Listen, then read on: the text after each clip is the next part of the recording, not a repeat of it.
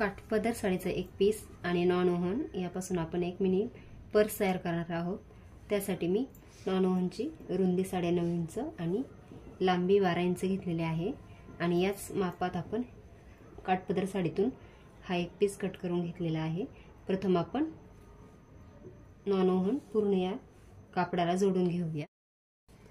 हे कापड जोडून झाल्यानंतर आपण आता वरच्या बाजूने 2 इंचावरती एक खूण करून घेऊ आणि खूण करून आपण हा भाग कट करून घेऊया।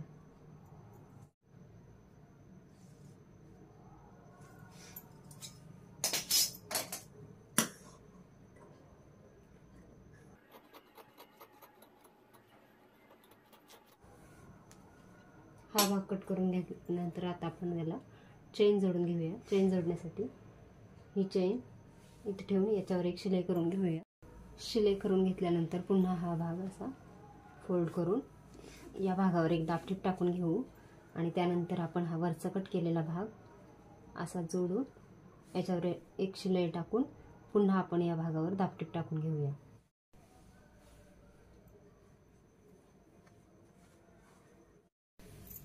चेन जोडून झाल्यानंतर आता आपण या भागात रनर घालून घेऊया। रनर जोडून घेतल्यानंतर आता आपण मागच्या बाजूने एक पॉकेट तयार करणार आहोत। त्यासाठी मी 9.5 इंच लांब रुंदीचं आणि 5.5 इंच उंचीचं हे नॉन ओव्हन कट करून घेतलेलं आहे। ते आपण आता या भागावरती असंच ठेवून इथे थोडंसं फोल्ड करून इथून सुरुवात करून असंच आपण पूर्ण जोडून घेऊया।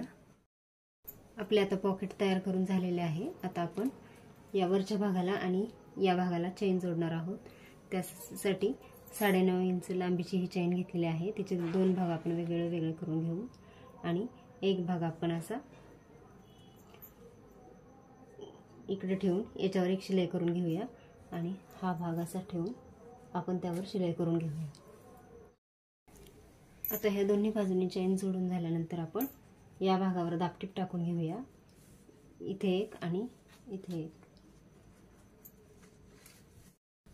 दाबटीप टाकून झाल्यानंतर आता आपण हे दोन्ही बाजू अशा एकत्र करू त्यामध्ये हा रनर घालून घेऊया।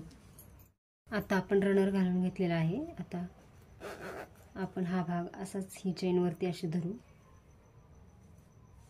या बाजूने एक शिलाई आणि या बाजूने एक शिलाई घालून घेऊया। दोन्ही बाजूंनी शिलाई करून घेतल्यानंतर आता आपण ही बॅग पलटी करून घेऊया।